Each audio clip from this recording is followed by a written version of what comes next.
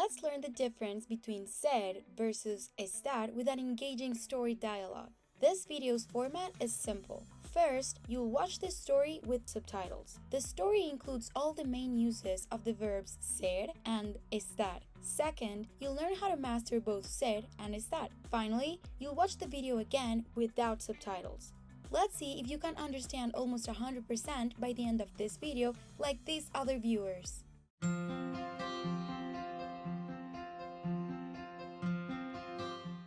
Hola, soy Pedro, soy tu cita.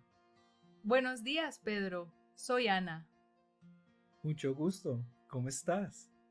Bien, estoy nerviosa. ¿Y tú? Estoy feliz de conocerte. Él es mi amigo, Max. ¡Es muy lindo! Pedro, ¿eres de aquí? Sí, soy de Madrid. Yo soy de Barcelona. ¿Estás lejos de casa? Estoy estudiando aquí. ¿Y tú? Estoy trabajando en una escuela. ¿Eres maestro? Soy enfermero y estoy estudiando arte. Eres muy listo. Gracias, eres muy amable. ¿Dónde está Max? Max está teniendo una cita. Son una linda pareja. Hola, soy Pedro, soy tu cita.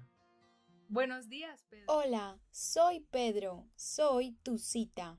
Soy Pedro means I am Pedro. Soy comes from ser, which means to be. It is the first person conjugation, the one we use for ourselves. I, yo. You use soy to talk about permanent or lasting attributes. So, if your name is Pedro, you'd say soy Pedro. Here's another example. Soy estudiante. I am a student. Hola, soy Pedro, soy tu cita. Buenos días, Pedro. Soy Ana. Mucho gusto. Buenos días, Pedro. Soy Ana. Soy Ana means I am Ana. The subject pronoun, in this case yo or I, is often omitted because the verb ending already indicates the subject. For example, you can say yo soy Ana or soy Ana, and they both mean I am Ana. Remember, we use soy for permanent things such as name or identity. Buenos días, Pedro. Soy Ana. Mucho gusto, ¿cómo estás? Bien. Mucho gusto. ¿Cómo estás? If you want to learn more about basic Spanish greetings such as mucho gusto, make sure you watch this video where we go over the most important ones. Mucho gusto, ¿cómo estás? Bien. Estoy nerviosa. ¿Y tú? Bien, estoy nerviosa. ¿Y tú? Estoy nerviosa means I'm nervous. Estoy is another form of the verb to be. Estoy is the conjugation to talk about ourselves. I, yo. Estar is used for temporary things such as emotions, actions, locations, or conditions, such as nerviosa, nervous. For example, you could say, Estoy nerviosa porque tengo una entrevista de trabajo. I'm nervous because I have a job interview. Bien. Estoy nerviosa. ¿Y tú? Estoy feliz de conocerte. Él es mi amigo. Estoy feliz de conocerte. Estoy feliz means I am happy. Remember, feelings are expressed with the verb estar instead of ser, even though both mean to be. This is because, like we saw, estar is used for temporary states, while ser is used for permanent characteristics. For example, you could say, Estoy feliz porque es viernes. Estoy feliz de conocerte. Él es mi amigo, Max. Es muy lindo. Él es mi amigo Max. Es mi amigo means he is my friend. Él means he, and it is one of the most common pronouns. To learn more about pronouns, make sure to check out our video on Spanish pronouns. Ser is used to express relationships, like amigo. Remember, the verb changes depending on who is performing the action, so es is the conjugation of ser that is used when talking about he, she, or the formal of you, usted. For example, él es mi profesor. He is my teacher. Usted es mi cliente. You are my client. Or, ella es mi hermana. She is my sister. Él es mi amigo, Max. Es muy lindo. Pedro, ¿eres de aquí? Es muy lindo. Es muy lindo means it's very cute or it's very nice. Since Anna is referring to the dog, she says es. Es, again, is the conjugation for he, she, it, or usted. Remember that ser refers to characteristics, which is why we use it when describing that something is pretty, nice, ugly, etc. For example, you can say, el parque es muy grande. The park is very big. Or, tu perro es muy lindo. Your dog is very cute. Es muy lindo. Pedro, ¿eres de aquí? Sí, soy de Madrid. Pedro, ¿eres de aquí? Eres de aquí means, are you from here? Eres is the conjugation of ser that we use when talking to another person. It means you are. It is used when talking about origin. So this is a way to know where someone is from. You may ask, ¿de dónde eres? Or if you meet someone at a party in Mexico, you might ask, ¿eres de aquí? To find out if they are Mexican. If you like this video, you'll love the upcoming beginner-friendly FluentU course. It's going to have more engaging stories with helpful teacher explanations. It'll be organized in a way that's more effective for learning, and there will be exclusive content that you won't be able to find anywhere else. The course will also integrate clips from movie scenes, TV shows, and more, all carefully packaged in a way that works for beginners. Of course, there will be personalized quizzes and speaking questions to make it all stick. Try FluentU right now for free. Just sign up for a 2-week trial using the link in the description below. Plus, FluentU is currently having a sale, so it's the perfect time to check it out. Pedro, ¿eres de aquí? Sí, soy de Madrid. Yo soy de Barcelona. Sí, soy de Madrid. Soy de means I am from. Soy means I am, and soy de is a common way to start an answer to ¿de dónde eres? Where are you from? Or ¿eres de aquí? Are you from here? Sí, soy de Madrid. Yo soy de Barcelona. ¿Estás lejos de... Yo soy de Barcelona. Soy de Barcelona means I am from Barcelona. When talking about yourself, you can say soy de Colombia.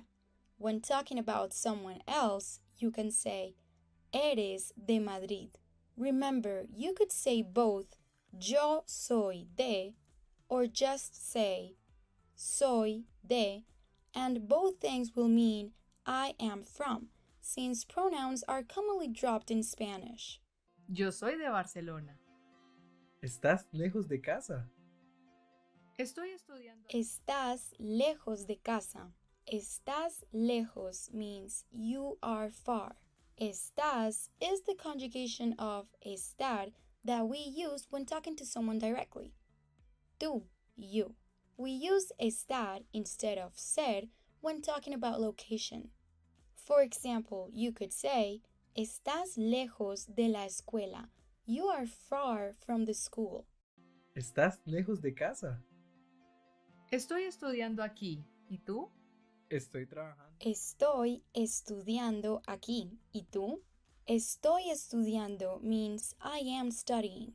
Verbs ending in ando or endo are used to describe actions that are happening right now. The verb estar and this form of the verb show an ongoing action. For example, you could say, Estoy estudiando español. I am studying Spanish. Estoy estudiando aquí. ¿Y tú? Estoy trabajando en una escuela.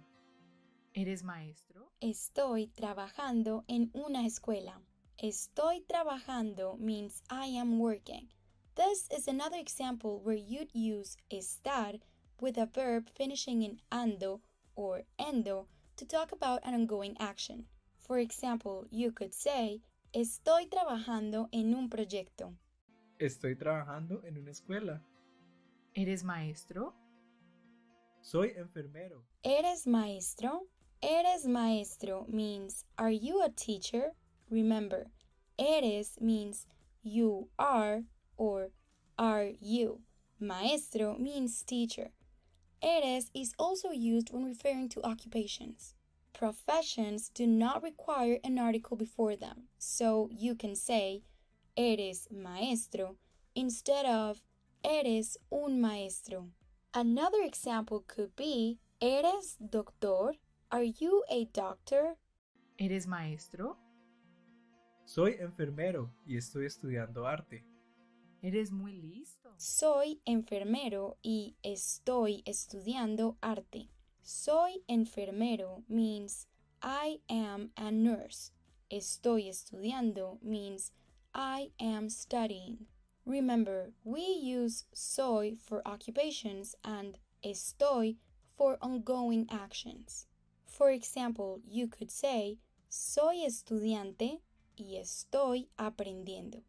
I am a student and I am learning. Soy enfermero y estoy estudiando arte. ¿Eres muy listo? Gracias. Eres muy listo. Eres muy listo means you are very smart. Remember, eres is used for characteristics such as listo. Listo can also mean ready in a different context, but here it means smart. Another example is, eres muy sabio. You are very wise. ¿Eres muy listo? Gracias. Eres muy amable. Gracias. Eres muy amable. Eres muy amable means you are very kind. Again, eres is used when referring directly to someone and to talk about permanent things like characteristics. For example, if someone helps you with your luggage, you can say, Gracias, eres muy amable. Thank you, you are very kind. Gracias. Eres muy amable. ¿Dónde está Max? ¿Dónde está Max? ¿Dónde está means where is. Está is the third person singular present of estar, which means is. This is used referring to someone outside the conversation, él, ella, or used when talking to someone using the formal you, usted. Remember, we use estar instead of ser when we talk about location. For example, ¿dónde está el baño? Where is the bathroom? ¿Dónde está Max? Max está teniendo una cita. Son una linda. Max está teniendo una cita. Está teniendo means is having. Remember, we use estar to talk about actions. In this case, an ongoing action, teniendo. For example, you could say, está teniendo una fiesta en su casa. Max está teniendo una cita. Son una linda pareja. Son una linda pareja. Son una means they are a. Son is the plural form of ser, which means to be. It is used when talking about they, ellos or ellas. Remember, ser is used for relationships. In this case, the dogs are a couple. For example, you could say, son una familia feliz, which means they are a happy family. And now you have learned when to use ser versus estar. Remember, ser is used for names, dates, occupations, characteristics, rhyme, origin, or relationships. Estar is used for positions, locations, actions, conditions, and emotions. And don't forget that both ser and estar, like all verbs in Spanish, change depending on who is performing the action. For ser, yo soy, tú eres, él, ella, usted es, nosotros somos, Vosotros sois. Ellos, ellas, ustedes son. For estar, yo estoy. Tú estás. Él, ella, usted está. Nosotros estamos. Vosotros estáis. Ellos, ellas, ustedes están.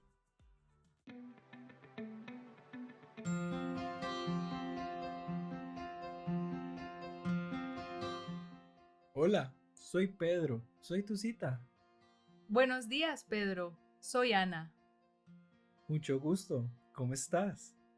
Bien, estoy nerviosa. ¿Y tú? Estoy feliz de conocerte. Él es mi amigo, Max. Es muy lindo. Pedro, ¿eres de aquí? Sí, soy de Madrid. Yo soy de Barcelona. ¿Estás lejos de casa? Estoy estudiando aquí. ¿Y tú? Estoy trabajando en una escuela. ¿Eres maestro? Soy enfermero y estoy estudiando arte. Eres muy listo. Gracias. Eres muy amable. ¿Dónde está Max? Max está teniendo una cita. Son una linda pareja. Next up, we will learn the basics of a typical Spanish conversation. So stay tuned as we dive in this video where Ana and Carlos share a first date at a cafe.